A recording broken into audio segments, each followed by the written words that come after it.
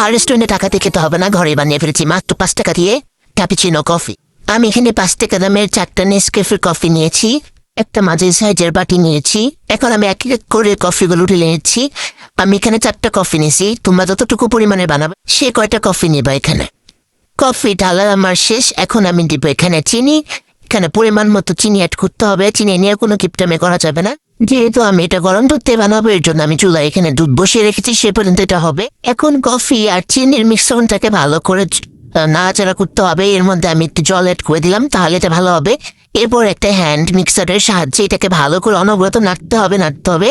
তোমাদের মনে যার উপরে যত রাগ আছে সব রাগ এটার উপরে খাটাইতে হবে। তোমাদের শরীর সব শক্তি প্রয়োগ করে এটাকে ভালো করে অনবরত নাড়তে হবে।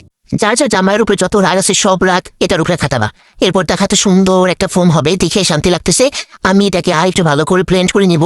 দেখো আরো সুন্দর হয়েছে। যত নাড়াচাড়া করবে, যত ঝাঁকানাকা করবে, তত সুন্দর ফোম হবে। দেখছো আমার আর জন্য আমি আর করতে পারবো না। এরপর তোমাদের ঘরে থাকবে সব থেকে সুন্দর একটা কাপ নেবা, কাপের মধ্যে সুন্দর করে পরিবেশন করতে হবে, বুঝছো? তারপর এখানে পরিমাণ মতো তোমরা কফির ফোমটা দিয়ে নিবা। আমি এখানে 2 চামচ দিয়েছি, যার যতটুকু ভালো লাগে সে একটু বেশি পরিমাণে দিতে পারো, সমস্যা নেই। এরপর ঢেলে দেবে এর মধ্যে সেই গরম দুধ। দেখো গরম দুধটা ঢালার পরে কত সুন্দর হইতেছে, বাহ বাহ কত সুন্দর, আমার তো দেখাই লোক লাগতেছে ভাই। তুমি এর মধ্যে একটু ফোম দিয়ে ডিজাইন করে দিতে পারো ভাই, আমার এত ধৈর্য নেই। আমি খালি ভাবতেছি কখন খাবো। দেখো কি সুন্দর লোভনীয় হয়েছে ভাই, খাইতে সত্যি অনেক টেস্ট হয়েছিল। এরপর আমার আশপাশের মানুষজন আছে, এদেরকে না দিলে আবার এরা চোখ লাগাবে, জন্য এদেরকে একটু দিতেছি, বুঝছো? এই দেখো এদেরকে একটু দিয়ে দিলাম।